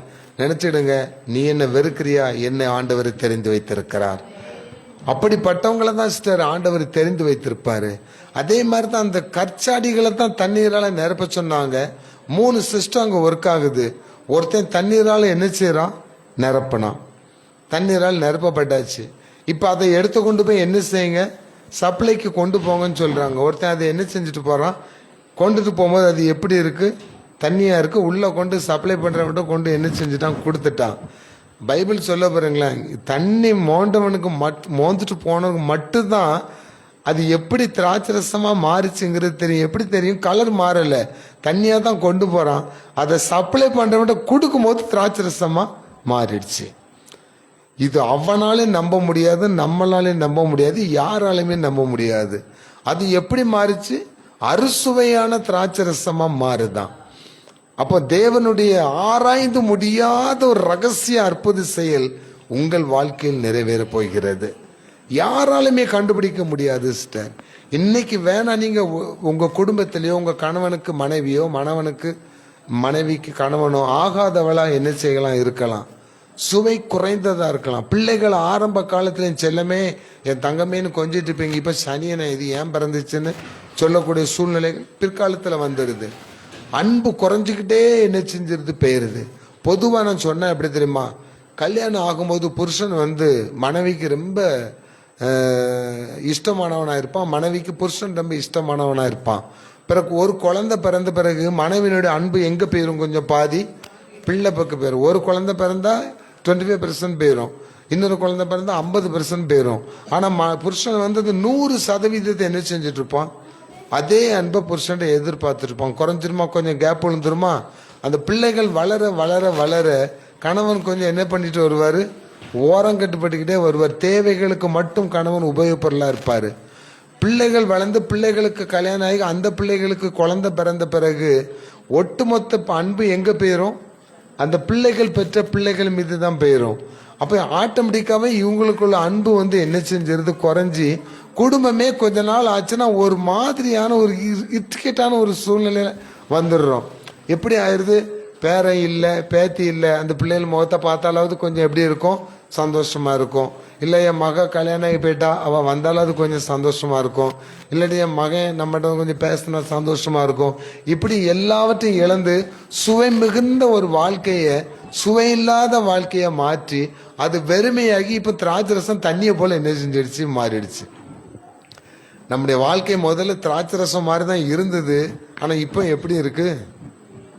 தண்ணீரை போல இருக்கிறது. அப்பப்போ தாகம் ஏற்பட்டா குடிச்சுட்டு இருந்தாலும் இருக்க வேண்டியதான். ஆனால் ஆண்டவர் இன்னைக்கு சொல்லாரு, அந்த தண்ணீரை முந்தி இருந்த திராட்சரசத்தின் சுவையை காட்டிலும் அதிகமான சுவை உள்ளதாக நான் மாற்றப் போகிறேன். அப்ப இதுக்கு முன்னாடி நம்ம வாழ்க்கையில இருந்த சந்தோஷத்தை பல மடங்கு அறுசுவையான பல வகையிலும் உங்களுக்கு சந்தோஷத்தை உண்டாக்கக்கூடிய காரியங்களை உங்கள் குடும்பத்தில் செய்வதன் மூலம் அநேகர் அதை பார்த்து ஆச்சரியப்பட போறாங்க. சிஸ்டர், இன்னைக்கு இந்த இடத்துல கூடி வந்திருக்கிற உங்கள் குடும்ப வாழ்க்கையில இருக்கிற பிரச்சனை கொஞ்சம் பேருக்கு தெரிஞ்சிருக்கலாம், கொஞ்சம் பேருக்கு தெரியாம இருக்கலாம். ஆனால் தெரிஞ்சவங்களுக்கு மத்தியில கூட அவங்களே சொல்ல போறாங்க, எப்படி இது உங்க குடும்பத்துல நடந்துச்சு, எப்படி இந்த வீட்டை கட்டின, எப்படி இந்த இடத்த வாங்கின, எப்படி உன் பிள்ளைகள் இப்படி ஆனாங்க, எப்படியோ இருக்குன்னு நினைச்ச பிள்ளைகள் ஒருவேளை ஞானத்துல குறைவுள்ள பிள்ளைகளா இருக்கலாம். என்ன தான் நம்ம சொல்லி கொடுத்தாலும், எத்தனை தான் டியூஷன், சில பிள்ளைகளுக்கு மண்டக்குள்ள என்ன செய்யாது? ஏறவே செய்யாது. அது மற்ற பிள்ளைகளுக்கு மத்தியில் நமக்கு நம்ம பிள்ளைங்க இப்படி இருக்குன்னு நினைக்கலாம். இன்னைக்கு ஆண்டவர் சொல்றார், உன் பிள்ளைகளை முந்தி இருந்த நிலைமையை காட்டில் நல்ல சுவையான திராட்சரசம் போல அந்த பிள்ளைகளை நான் மாற்ற போகிறேன். அல்லேலூயா. ஆண்டவர் அப்படி செய்ய போறாரு சிஸ்டர். இது தரிசனமா தான் ஆண்டவர் சொல்றாரு. இன்னைக்கு உங்க கணவர் இல்லாட்டி உங்க மனைவி உங்களுக்குள்ள பிரச்சனை வந்து ஒருத்தருக்கு ஒருத்தர் யூஸ்லெஸ் இல்லாம இருக்கலாம். ஆண்டவர் சொல்லுகிறார், எப்படி உன்னுடைய ஆரம்ப கால வாழ்க்கை கணவன் மனைவிக்குள் இருந்ததோ அதை காட்டிலும் மிக அதிகமான சுவையான குடும்ப வாழ்க்கையை நான் உங்களுக்கு கொடுக்க போகிறேன். எந்த பிள்ளைகள் நிமித்தம் நீங்க வேதனைப்பட்டுக்கிட்டு இருக்கிறீங்களோ, எந்த பிள்ளைகளுக்கு கல்யாணம் நடக்கல, பிள்ளைக்கு குழந்தை இல்லை, இப்படி நினைச்சு நீங்க கவலைப்பட்டு இருக்கீங்களோ, அந்த பிள்ளைகள் உங்க கூட இருக்கும் பொழுது எப்படி சந்தோஷமா இருந்து இப்போ இல்லாதனால துக்கமா இருக்காங்களோ, அதை எல்லாம் பற்றி மாற்றி உங்கள் பிள்ளைகள் வாழ்க்கையில் புதிய திராட்சரசத்தை நான் கொடுக்க போகிறேன். அது நிமித்தம் உங்கள் உள்ளம் மகிழும் என்று ஆண்டவர் சொல்லிதான் சொல்றார். இது ஆண்டவர் செய்த முதலாம் அற்புதம் சொல்லியிருக்கிறாரு. இந்த முதலாம் அற்புதத்தை உங்கள் குடும்பத்தில் ஆண்டவர் செய்ய போகிறார். அல்லேலூயா. ஆனா அது எந்த வழியில வருது? நம்மகிட்ட சொல்லிட்டு வரப்போறது இல்லை, எந்த வழியில வரப்போறதில்லை. ஆண்டவர் சொன்ன வார்த்தைக்கு மட்டும் கீழ்ப்படிந்தால் போதும். 2 அப்ளிகேஷன் தான். யாரிடம் போய் சொல்லுங்கள்? இயேசுவின் இடத்துல போய் சொல்லுங்கள். அப்போ ஃபர்ஸ்ட் பிரேயர் நம்முடைய வாழ்க்கையில நம்முடைய பிரச்சனைகளை எங்க கொண்டு போங்க? கர்த்தர் இடத்துல கொண்டு போங்க. 2வது அவர் என்ன சொல்றாரு? அதை என்ன செய்யுங்க? நிரப்புங்கள் சொல்றாரு. எதால நிரப்ப சொன்னாரு? தண்ணீர் ஊற்றி நிரப்ப சொன்னாரு. நம்முடைய கண்ணீருக்கு ஒரு துருத்தி ஆண்டவர் வச்சிருக்கிறாரு. உங்கள் ஜெப விண்ணப்பங்களை கண்ணீரோடு என்ன செய்யுங்க? பண்ணுங்க. கண்ணீரோடு ஜெபித்து பாருங்க. உங்கள் கண்ணீர் கண்ணில இருந்து வரணும், ஓன்னு கத்திட்டு வேண்டிய அவசியம் இல்லை. அண்ணால் அழுது அழுது ஜெபம் பண்ணிட்டு இருந்தாங்க. அந்த ஏலி வந்து கேட்கிறாரு, குடிச்சிட்டு வந்து தண்ணி அடிச்சுட்டு வந்து நீ ஜெபம் பண்ணிட்டு இருக்கியான்ட்டு. அண்ணாளுடைய சத்தம் வெளியே என்ன செய்யல, கேட்கல. அண்ணாள் சொல்றா, என் இதயத்தில் உள்ள கிளேசத்தை எல்லாம் என்ன செஞ்சுட்டேன்? கர்த்தருடைய சமூகத்துல ஊச்சிட்டேன். நம்ம எத்தனை பேர் அப்படி ஜெபம் பண்றோம் சிஸ்டர்? எவ்வளவு நேரம் நம்ம ஜெபம் பண்றோங்கிறது முக்கியம் இல்லை, எத்தனை நிமிஷம் நம்ம ஜெபம் பண்றோங்கிறது முக்கியம் இல்லை. ஆண்டவரோடு ஆவியில் இருந்து எத்தனை செகண்ட் ஜெபம் பண்றோங்கிறது தான் முக்கியம். ஒரே செகண்ட் தான். லாசருவே வெளியே வா, தண்ணீரால் நிரப்புங்க. நிரப்பினோன்னு கொஞ்சம் வெயிட் பண்ணு, ஒரு 1 மணி நேரம் கழிச்சு எடுத்துட்டு போங்கன்னா சொன்னாரு. நிரம்பினோன்னு எடுத்துட்டு என்ன செய் போ. அடுத்த செகண்ட் அது திராட்சரசமா என்ன செஞ்சிருந்து மாறியது. உங்கள் வாழ்க்கையை மாற்ற ஆண்டவருக்கு ஒரு நொடி போதும் சிஸ்டர், ஒரு நொடி போதும். இன்று உங்களை மாற்றப் போகிறார், உங்கள் வாழ்க்கையை மாற்றப் போகிறார், பிள்ளைகளுடைய வாழ்க்கையை மாற்றப் போகிறார். நாம் அதற்கு என்ன செய்யணும் தெரியுமா? ஆண்டவருடைய பாதத்தில் நம்ம என்ன செய்யணும்? சரணடையணும். நாம் ஜெபிக்கும்படி எழுந்திருக்கலாம்.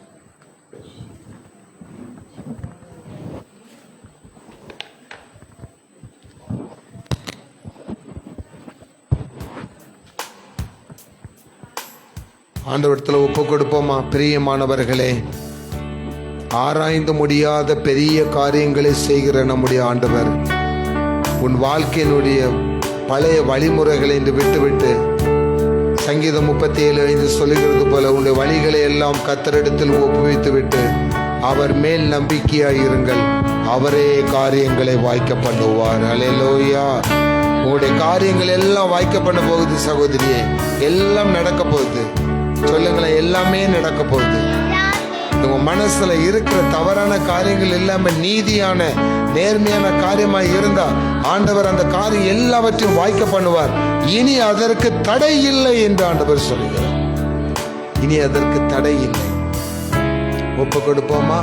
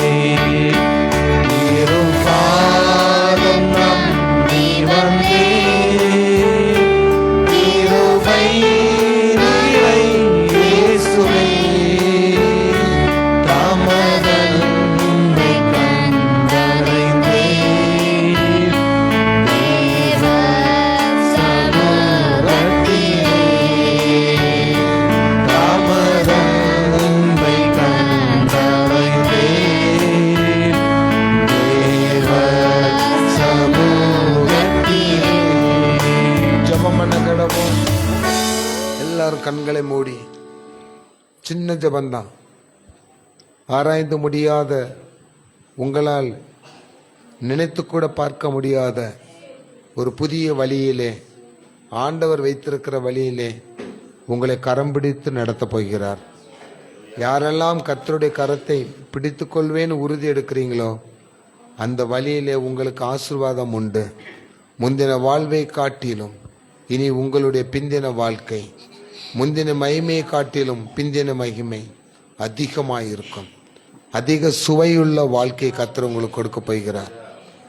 உங்கள் சரீரத்தில் பலவீனம், நோய்கள் வந்து, வியாதிகள் வந்து மாத்திரம் இல்லை, பிரச்சனைகளினாலே சரீரம் பலவீனம் அடைந்திருக்கிறதா?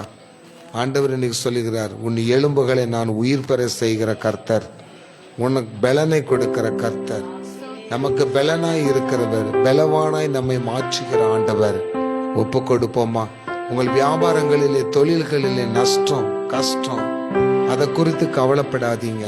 உங்கள் வீடு கட்டுவதில் பிரச்சனை, என்ன செய்வதென்று தெரியாம இருக்கிற பெரிய போராட்டமான காரியங்கள், அதை குறித்தும் கவலைப்படாதீங்க. பிள்ளைகள் வாழ்க்கையில திருமணமாகல, குழந்தை இல்லை, எதை குறித்தும் கவலைப்படாதீங்க.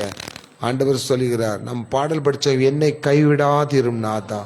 என்ன நிந்தை நேரிடணும், என்ன நிந்தை நேரிடணும், இது நிமித்தம் நிந்தனைகள், அவமானங்கள், போராட்டங்கள் வந்து கொண்டிருக்கிறதா?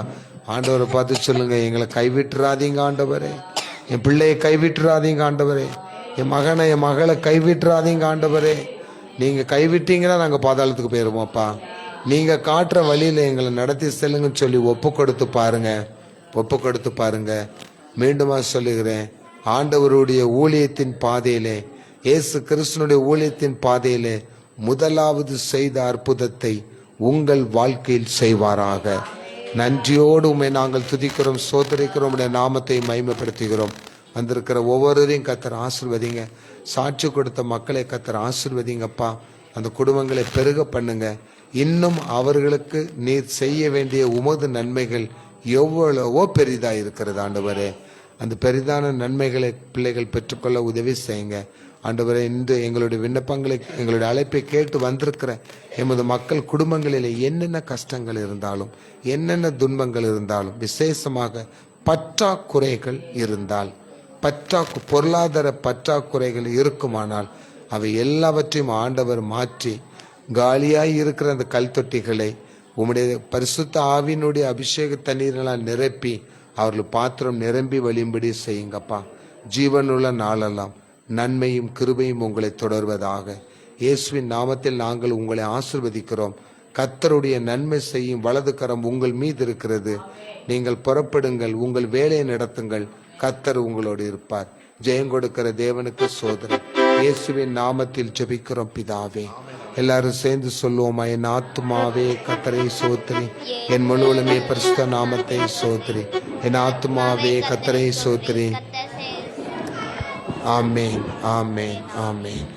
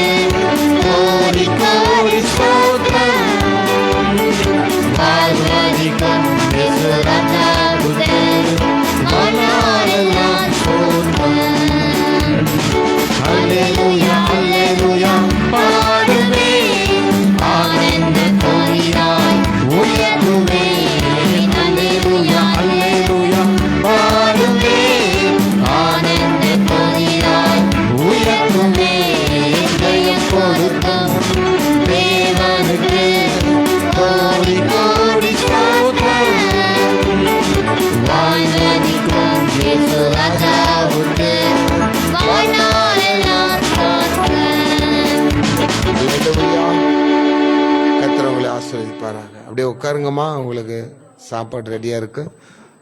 அப்படியே உட்காந்து வாங்கிட்டு போயிருங்க.